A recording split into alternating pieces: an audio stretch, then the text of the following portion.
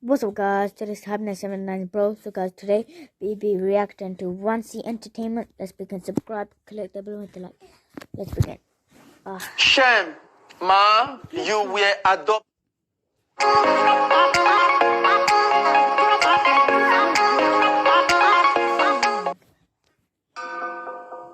Oh, the music is actually scary. This happened when I was around 7 years old. My parents have been divorced since I was 4, and I stayed with my mom. 3 years later, when my mom got married again, we moved out to see the inside of the kitchen while I was sitting in the living room. As we were about to spend our first night in the new apartment, I decided to stay in the living room alone and watch some TV before going to bed. 1 or 2 hours later, I finally got tired and began dozing off. However, Guys, you saw that. to stay in the living room alone and watch some TV before going to bed. 1 or 2 hours later, I finally See that one? That. What the heck are those? got tired and began dozing off. However, as soon as I began to fall asleep, I started hearing noises coming from the kitchen. It sounded as if the cabinets were opening, the plates were being moved around, and knives were being sharpened. At first, I thought that my mom was in the kitchen, but when I opened my eyes and turned around, there was no one there. I even got up and went to the kitchen and Guys, whenever someone's in my kitchen and someone's making noises, I get scared and I hide under the pillow. And then when I look, there's someone there. I turned on the lights. Everything was in its place, so I tried going back to sleep. But after all that, I kept waking up due to several nightmares. Sometimes I would even beg my stepdad to stay with me until I fell asleep, but he didn't hear any noises coming from the kitchen and didn't take me too seriously. Well, this went on until we started smelling something weird inside the living room. It wasn't as bad at first, but as the days went by, the stench got worse. It smelled as if something was rotting. We turned the whole house Okay, let's read the name.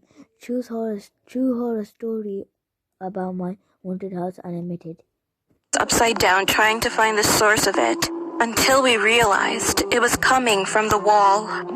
We figured that a rat or something died inside the wall, so we hired someone to get that thing out of there. But what the guy told us was shocking. There was no space in the wall. It was all brick. Furthermore, the only thing that was behind the wall was the outside. At that moment, my parents remembered the noises I heard. Look, they didn't even know first. The kid just noted. And then they told their dad. Their dad didn't even knew what it was. And the nightmares. They asked a priest to come visit us and pray for the house. So when he arrived at our house, he prayed and sprayed some holy water around, but it didn't seem to do anything. A few weeks later, my mom went into labor and had my baby brother. He would cry so much in his sleep that his face would often turn blue and red. Crying at night is usually common behavior for babies, but this was more extreme. My parents were both sleep deprived, and the living room still reeked of something rotten, like a dead body. So I had to sleep in my stepdad's office room. We couldn't stand being there anymore, so the next day we asked a psychic for help.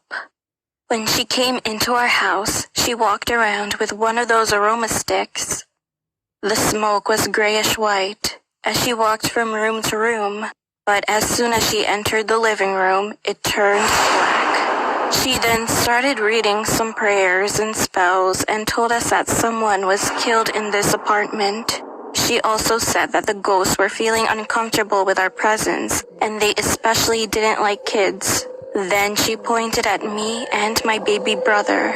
After she left our home, we were all terrified. So my parents called the person giving us that haunted memory gives me chills up to this day. So guys, this is the end of the video. So guys, subscribe, click the bell, peace out.